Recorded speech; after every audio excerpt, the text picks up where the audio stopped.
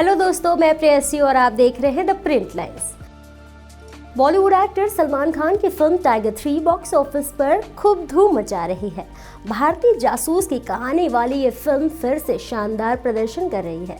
कई लोगों का मानना है कि फिल्म सत्य घटना पर आधारित है और इस फिल्म में सलमान खान ने भारत के सबसे खतरनाक जासूस रहे रविंद्र कौशिक का किरदार निभाया है। लेकिन फिल्म के डायरेक्टर कबीर खान ने एक था टाइगर के वक्त ही ये बता दिया था कि फिल्म किसी के जीवन पर आधारित है। हालांकि टाइगर 3 के रिलीज होने के बाद अब फिर से रविंद्र कौशिक की चर्चा तेज हो गई है और उनकी बहादुरी की कहानियां बताई जा रही हैं।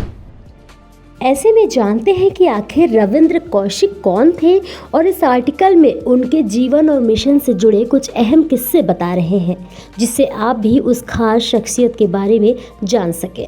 भारत के इतिहास में ब्लैक टाइगर के नाम से मशहूर रविंद्र कौशिक ने पाकिस्तान में काफ़ी काम किया था। रविंद्र कौशिक राजस्थान के श्रीगंगानगर जिले के रहने वाले थे और यहाँ ग्रेजुएशन करने के बाद ही वो रॉ में शामिल हुए और उन्हें कम उम्र में ही पाकिस्तान में एक जासूस के तौर पर भेज दिया गया। एक रिपोर्ट के अनुसार भारत से जाने के बाद वो पाकिस्तान में नबी अहमद शेख के नाम से वहां रहने लगे और उन्होंने आगे की पढ़ाई वहां की।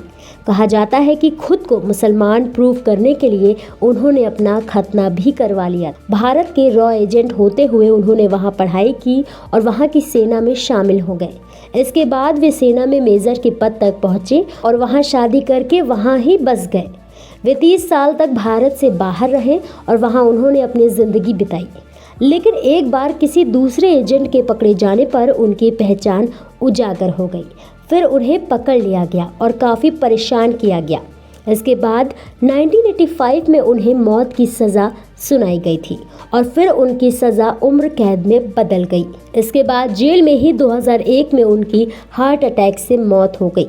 उन्हें पाकिस्तान भेजे जाने से पहले इस्लाम की शिक्षा दी गई और लंबी ट्रेनिंग दी गई थी। कहा जाता है कि जब वे पाकिस्तान जेल में थे तो उन्हें छोड़ने के बदले भारत की खुफिया जानकारी मांगी गई थी, लेकिन उन्होंने जानकारी देने के बजाय खुद को जेल में रखना ठीक समझा। हालांकि भारत वापस ना आ पाने को लेकर कई कहानियां हैं और सरकार पर कई आरोप भी हैं। उन्हें भारत का सबसे अच्छा जासूस भी कहा जाता है, जो करीब 30 साल तक अपनी पहचान छुपाए पाकिस्तान में रहे थे। ऐसे ही और भी एंटरटेनमेंट की खबरों को देखने के लिए जुड़े रहिए द प्रिंट लाइन्स के साथ।